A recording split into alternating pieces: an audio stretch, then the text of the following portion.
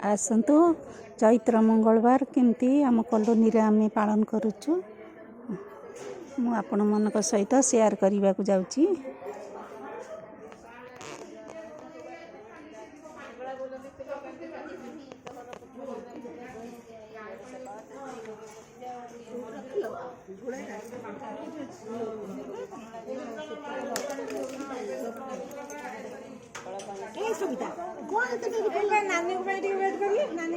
हाँ मैडम टे कहतु केमी कौन पूजाटा करुँच आपण आज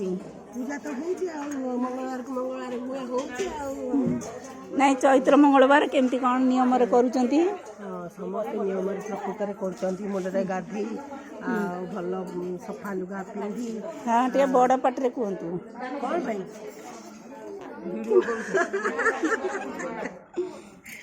अरे पूजा तो जमती समस्ते पंथी पूजा करती आम से पंथी पूजा करूँ पंथी पूजा साईर समस्ते स्त्री लोक आसी एकाठी हो फूल चंदन सिंदूर धूप दीप सब धरिकी आसिक ये करठी मिसी समस्त द्वारा भी गोटे एकतार होना साई भितर एकता रोचे जो मन मालिन्य रोचे से भांगी जाऊँगा भी रोना मन मालिन्य नष्ट हो जाऊँगी माने लोक दुख सुख सब बांटिक एकाठी चलिया कथा कौन पूजाटा विषय पचारे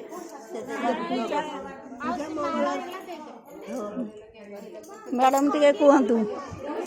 बस उठिलु टे आगे पूजा करेंगे ये कौन एत मुहर पूरा धड़ा हो सुंदरी कौन कहबी कौन पूजा विषय रे केतले तुम तो हाई स्कूल हेड मिस्ट्रेस केमिति आसी केतले जॉइन कर पूजा रे केमिति जाओ पूजा रे मु 10:45 रे जॉइन करली सकाळू काम सारिक आसिली झील गले तो मुझे आसबि ना देखी चंडाणी आनंद होइला बेग बेग कर पूजा विधि सारा तार पुत्र मैंने पूजे प्रसाद होइले आनंद होने सब मुंजिले बसिले कहतु टिके मैडम पूजा विषय रे भाउज दे खुशी भजन दे कही साइले से माने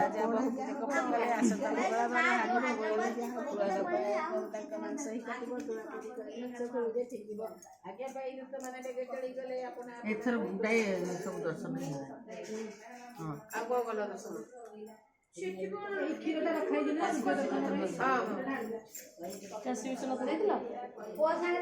बढ़िया ना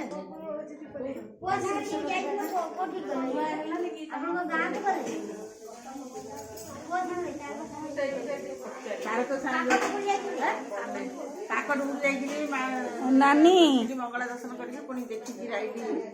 केते वर्ष है पूजा है भाई देखे मामू मामू को देखा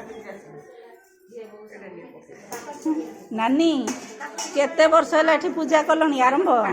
पूजा तो आगे से भीतर करथली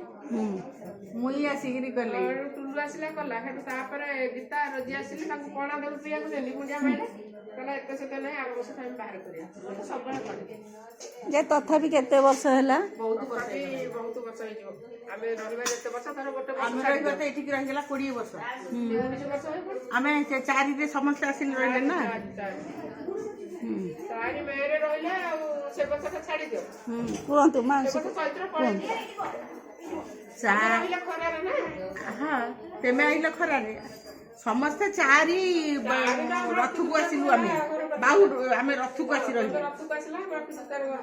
हाँ तेमे अक्षय तृतीय प्रतिष्ठा कला आमे रथ रे आसी प्रतिष्ठा कर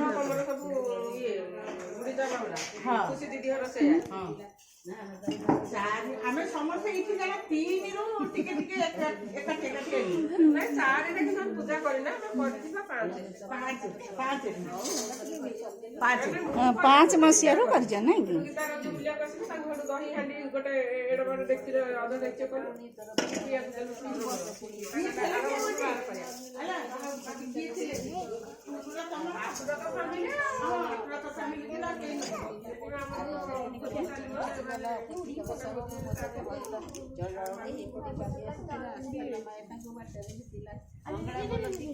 कहीं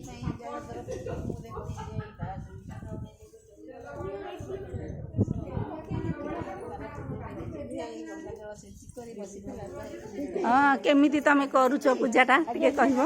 ମତେ ଲଗେଇଦିଏ ଅଳତା ଲଗଉଛି ବର୍ତ୍ତମାନ। ଜଣେ ଅଳତା ଲଗେଇଦିଏ 4 ଜଣ ମିଶି ପଣା କରନ୍ତି ଆଉ ସମସ୍ତେ ମିଶିକିରି ଫୁଲ ଗୁନ୍ଥନ୍ତି ଦୀପ ଲଗାନ୍ତି ସମସ୍ତେ ମିଶିକି ସବୁ କାମ କରନ୍ତି। ନାଇଁ ଯେ ତମେ କେମିତି ନିଷ୍ଠାରେ କରୁଛ ପୂଜାଟା? ନିଷ୍ଠା କଣ ହଳଦୀ ପାଣି ପିଇକି ପାଣି ପିଉ ତାପରେ ଏଇ ଯୋଉ ପଣା ହୁଏ ପଣା ପୂଜାରେ ପ୍ରସାଦ ଭାବେ ବାଣ୍ଟି ପିଉ।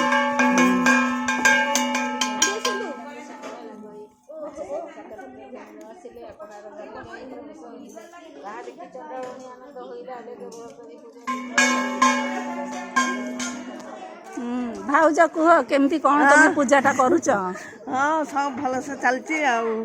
କେତେ ବର୍ଷ ହେଲା କଲଣି ତମେ ଏଠି? ଏଠି ହେଇଗଲାଣି 14-15 ବର୍ଷ ହବ। ହଁ ହେଇବା ବହିଗଲା ଚାଲୁଛି। ମହାରାଜା ବିସ୍ମୟ ହୋଇଲେ ଆପଣା ଆପଣା ମନରେ ଚିନ୍ତା କଲେ ଭାଇ କିବା କିବା ବୁଦ୍ଧି ହେଲା ଦିନ ପାପ ପୁଣ୍ୟ ବିଚାର ନ କଲା ମୋର ମନ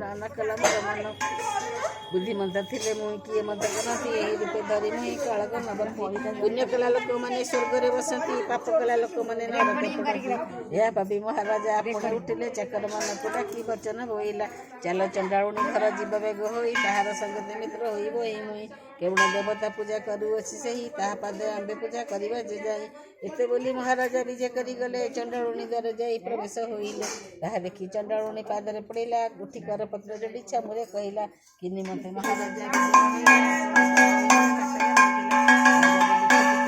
ଚଣ୍ଡାଳୁଣୀ ତୋର ସାଙ୍ଗରେ ମିତ୍ର ହୋଇବ ଏହି ପୁଣି ବହୁତ ପ୍ରକାର ଶାସ୍ତି ଦେଲେ ଯେ ତୁମକୁ ଆସିଅଛି ଦୋଷ କ୍ଷମା ମାଗିବାକୁ କେଉଁ ଦେବତାଙ୍କ ପୂଜା କରୁଅଛ ତୁମେ ଆମ୍ଭରାଣୀ ପୂଜା ଯେ କରିବେ ତୁମ ସାଙ୍ଗେ ଚଣ୍ଡାଳୁଣୀ ବୋଲୁଅଛି ଆହେ ମହାରାଜା ଛେଳି ଯେ କୁକୁଡ଼ା ବଙ୍ଗଳାଙ୍କ ପୂଜା ଦିନ ଜାତି ସଙ୍ଗେ ତୁମେ ମୈତ୍ର ହୋଇବ ଛେଳି ଯେ କୁକୁଡ଼ା ମାଂସ ହିଁ ଖାଇବ